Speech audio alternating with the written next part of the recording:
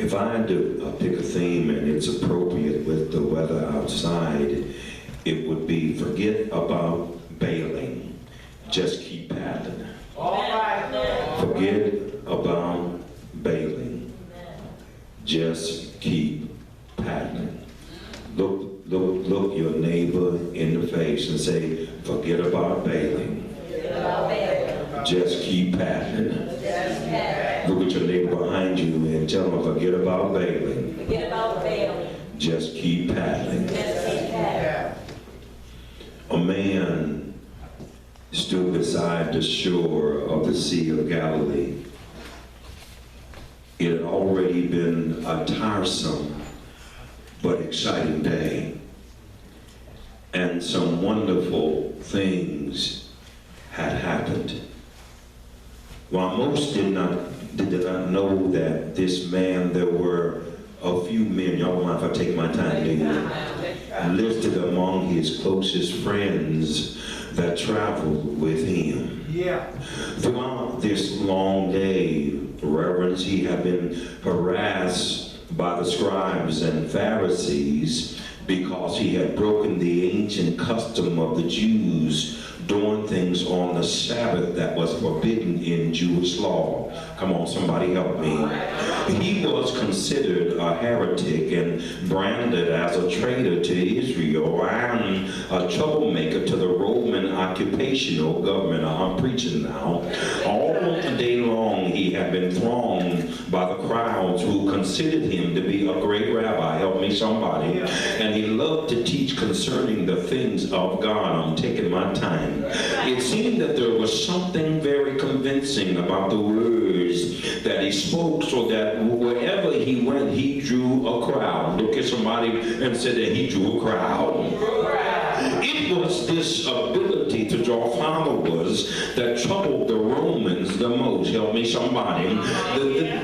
Their thought was that a man with this much influence, help me now, could easily raise an army and cause a rebellion, so they watched him very closely. I feel my help coming now. The crowds that followed were hungry for knowledge, so they drew every bit of physical strength from him, continuing to press for more, even when he became extremely tired. Because you gotta understand that he was part human, so therefore he could be tired. Help me. So look at somebody and say, he got tired. Late in the day, he escaped the crowds for a few moments to disappear into the nearby home to take refuge with his friends. But even there, look at somebody and say, but even there, he didn't get much rest, because they too were hungry for knowledge that he could give them. Help me somebody. Look somebody in the eye and say, get hungry for knowledge. After a long time, he once again emerged from the house, only to find that the crowd had not dissipated. As quickly as he stepped out, he was immediately thronged by a lot of people. Look at somebody and say, he couldn't even rest.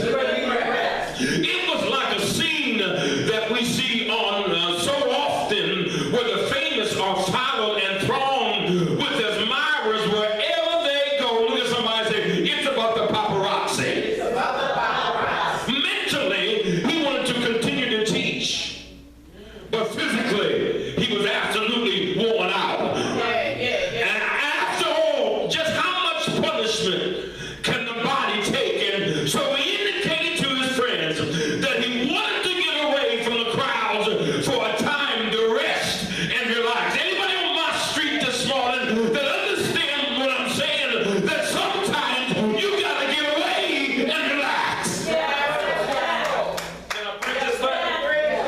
The only means to escape, you don't know if I take my time, was to go into a fishing boat and cross the Sea of Galilee to the land of Gardenis. So that's what he did. Yeah.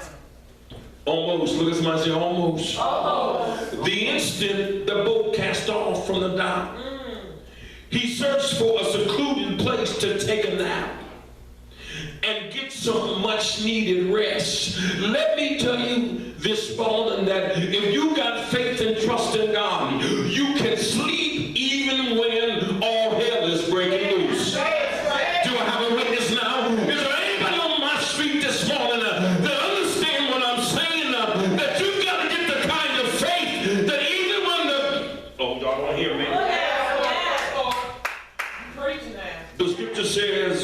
4:35, and the same day, when the even was come, he said unto them, let us pass over to the other side. And when they had sent away the multitude, I feel my help coming, Elder. Yeah. That's right. They took him even as he was in the ship. Yeah. And there were also with him other little ships. So, y'all don't hear me. And there rose a great storm of wind, and the waves beat into that ship, and so that it was now full. And he was in the hinder part of the ship, and he was asleep on a pillow. Help me, somebody. And they awake him and said unto him, Master, carest thou not that we perish? And he arose and he rebuked the wind. Aren't you glad that you got somebody in your life that can rebuke the wind even when you seem like you can't get through? Give somebody a high five and say, I don't mind serving a God that can just rebuke the wind. Can I preach this thing today? How many of you have been in wind and storms, and aren't you glad that in spite of what you're going through, that God can rebuke the wind? Anybody on my street right now that can give God praise, that can make some noise up in here and know that God is the one that can? Yes, God. Why are you so fearful? How is it that you have no faith?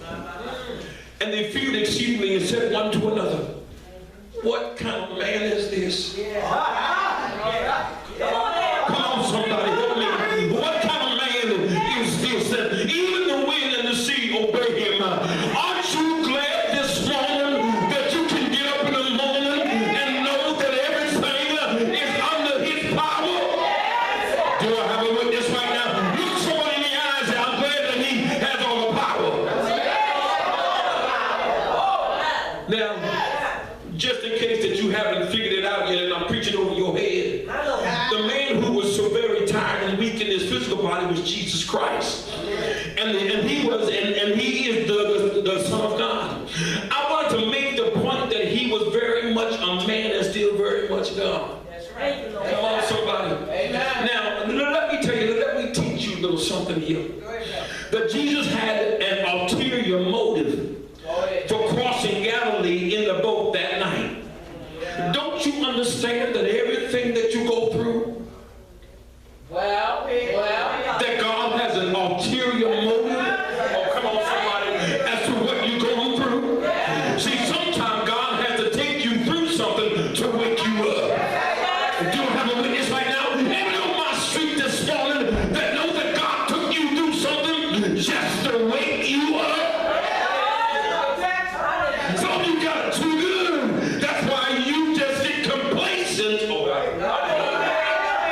I have a witness right now? It's time for you to realize that what you're going through sometimes is because God is trying to get your attention and to wake you up. Yes, sir. I got woke up. Yes, I know. He knew that what lay ahead was a great trial of faith of his disciples. He also knew, now let me tell you now, that the miracle that lay just across the water when he was cast the demons out of a demonic in the cemeteries of Gardenus, knowing that all of these things would begin to happen very quickly, didn't bother Jesus in the least. He found a place. Now y'all still don't hear me. He found a place to lay down and rest, and was asleep immediately. He knew what he was going to go through. Amen. On my street this morning, but he still got inside the boat and he put his head down and he went to sleep. Some of you get so caught up in your situation that you should already know that it's already done.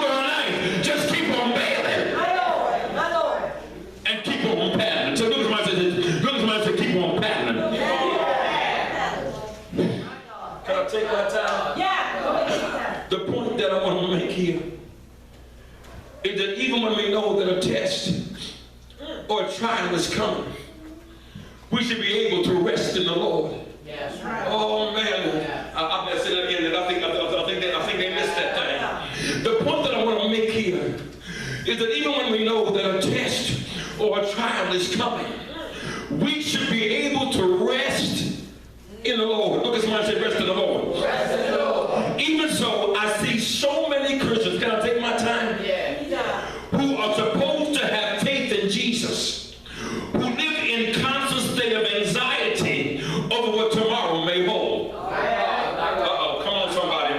Matthew 6:34 says, take therefore no thought for tomorrow, for tomorrow shall take thought of the things of itself.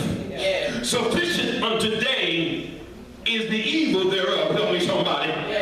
Why should, now can I take my time? Can I take my time?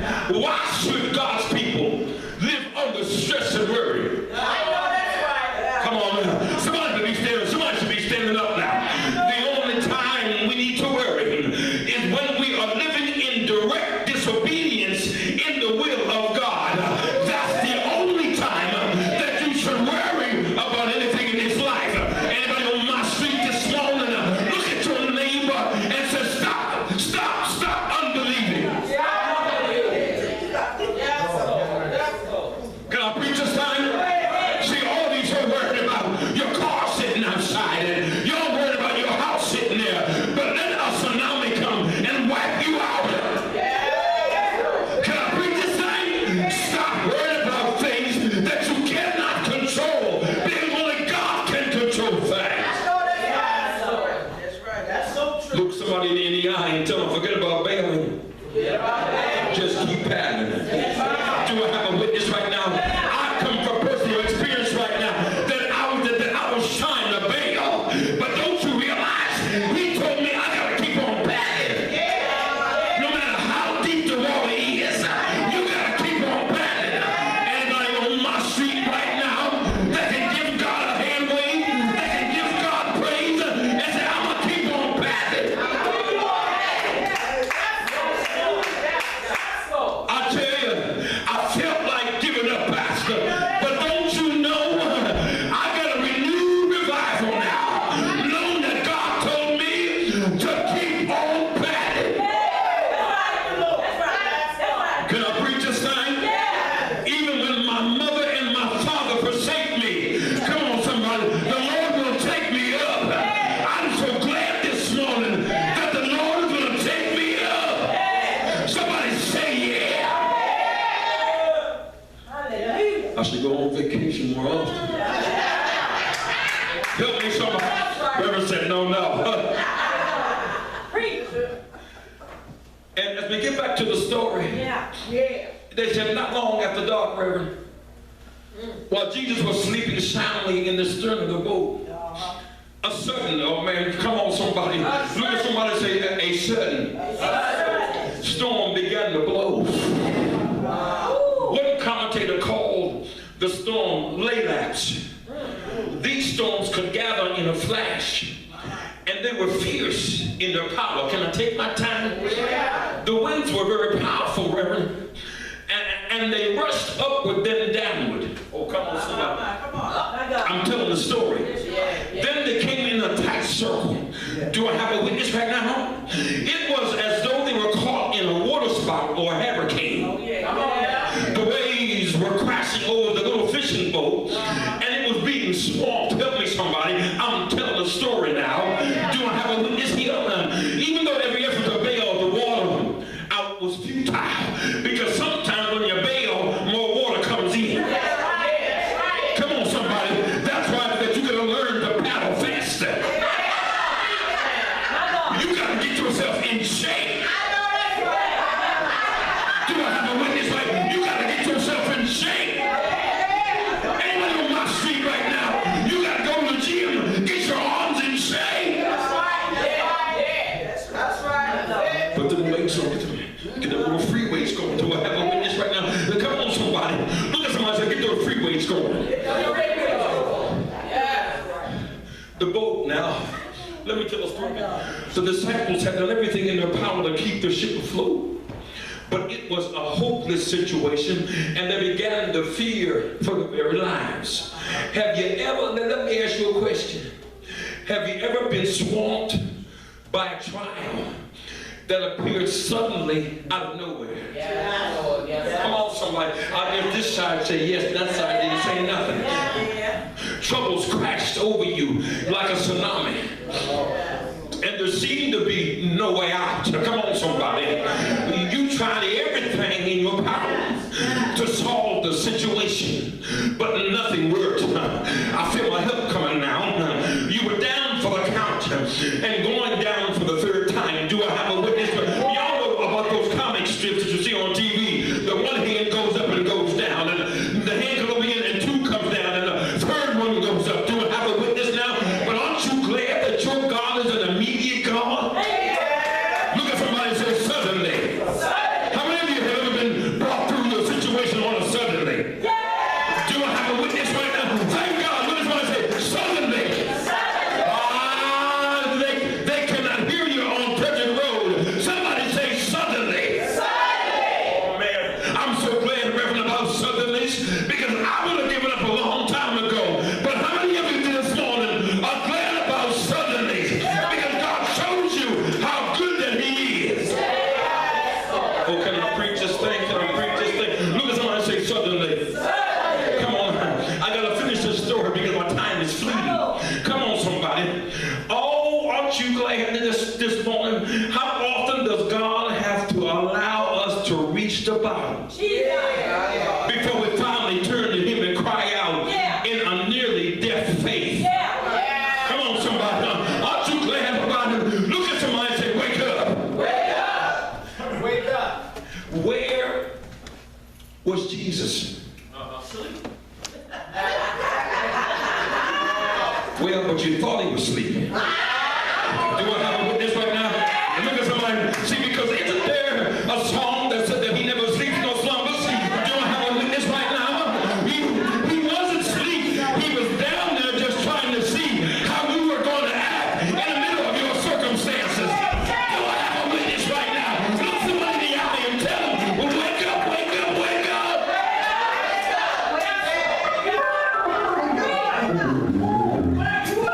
I'm teaching somebody something right now because you thought that He was asleep, but He never sleeps nor slumbers. Do I have a witness right now? He was pretending. Y'all remember when you were little and your mother would come in the room and you act like you sleep like a possum? Do I have a witness right now? But Jesus was acting like a possum. He would open up his one eye every now and then to see what somebody was doing. But aren't you glad this morning that when you call Him, that He's always there? Do I have a witness right now? Look somebody in the eye and tell them to stop bailing. Keep on batting. Do I have a witness right now? I come to tell somebody this morning. I come to tell myself to stop bailing, stop making excuses, and to keep on passing. If you believe what I believe, give God praise. Keep on. Say, keep on passing. I'm not through yet. Hold on. My God. Good word. Good word. You want it. Yeah. Sad to say, though, that not the way most of us handle things. I hate to burst your bubble. Christians who are supposed to trust in God, you are supposed to trust in God. Yes. You come to church singing and dancing and speaking in tongues, and you're supposed to trust God, and you don't trust God. Come on, somebody. You fall apart at the seams, at the slightest hint of trouble. Instead of continuing on in victory, we stop and wallow around in our self-pity for a while. Come on, somebody. We stay there and keep our eyes on the trial as the waves get higher and higher, and our souls get lower and lower, and our faith is something now. Do I have a witness? Instead of paddling for the other shore, where Jesus said we were going, we stopped paddling and start bailing out. Can I preach this night?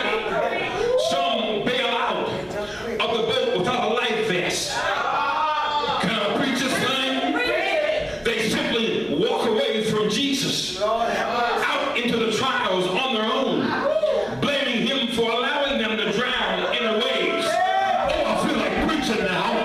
Some bail the blessings out of their life by casting their faith overboard, failing to fulfill the service. Failing to fulfill the service. Failing to fulfill the service.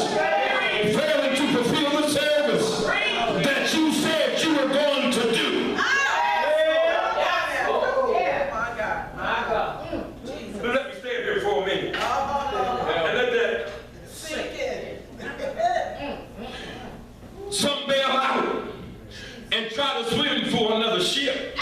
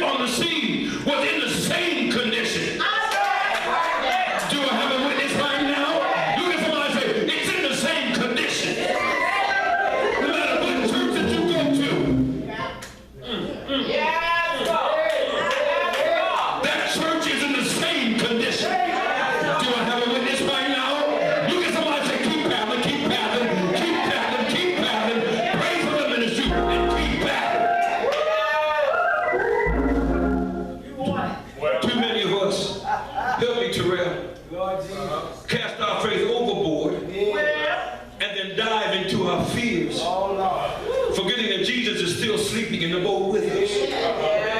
Come on, somebody. I put this thing together, didn't I? Oh, we put that thing together, didn't we? He is still sleeping because he knows that this too shall pass. And that you will never be given more than you can overcome in faith. Oh, I said something. Oh, if we could only learn to quit bailing and just keep on paddling for the other side.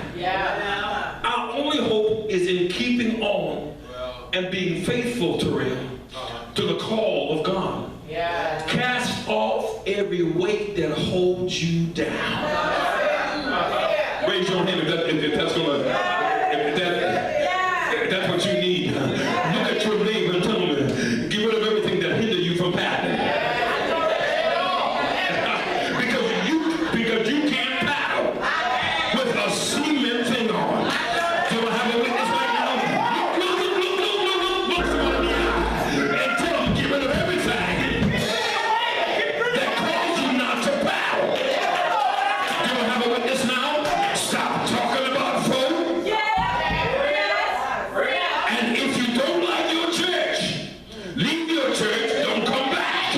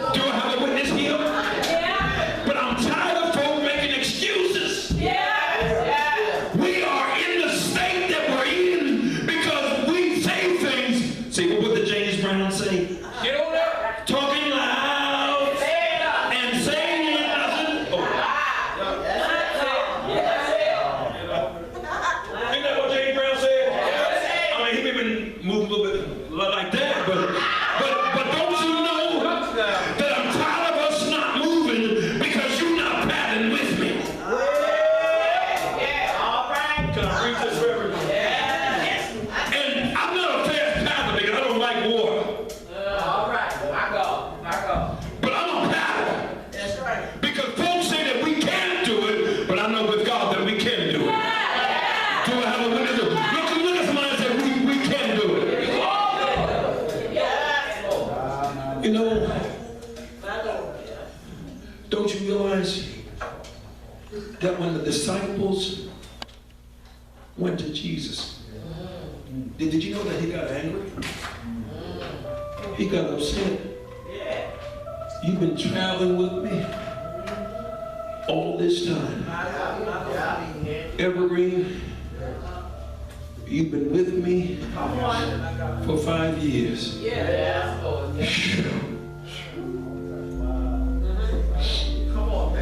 Word for life, you've been with this man for almost the same time.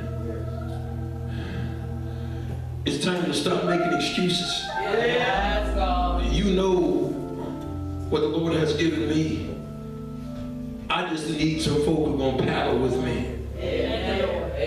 Because when you bail, there's a hole in your bucket. Can I preach this thing? Anybody know the song, There's a Hole in My Bucket? There's a hole in your bucket because you're still in the same place. Do I have a witness? I told somebody something here. Because you're still in the same place. I'm not satisfied as to where we are. I'm not. Because there's a hole in my bucket too. But I'm going to put the bucket down, Greene. I'm going to be paddling. Do I have a witness here? Anybody going to paddle with me? Anybody going to paddle? Anybody going to paddle with me? Anybody going to paddle with me? Do I have a witness now? Somebody yell, I'm going to paddle. I'm going to paddle. Then Jesus spoke to the waves and said simply, peace be still. How many times have some of you tried that and said, peace be still? Do I have a witness here? And the waves level off into a glassy sea. Come on, somebody. Now, normally, even after the storm passes and the wind stops blowing, the waves take a long time to settle down. But when E.F. Hutton talks, can I preach this thing?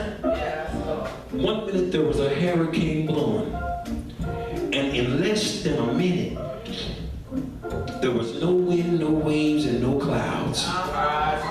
Just beautiful, clear water. I got 3 things. I'm going to take my seat. I want you to remember this. When you remember this sermon, number 1, once you're in it, keep it moving. Once you're in it, keep it moving. Number 2, develop an attitude, because you got to develop an attitude that even in the storm, that you can still sleep. Come on, somebody. That's a hard thing. Develop an attitude that even in the storm, you can still sleep.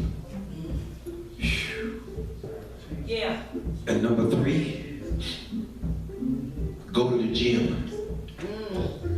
Get your arms in condition and keep paddling.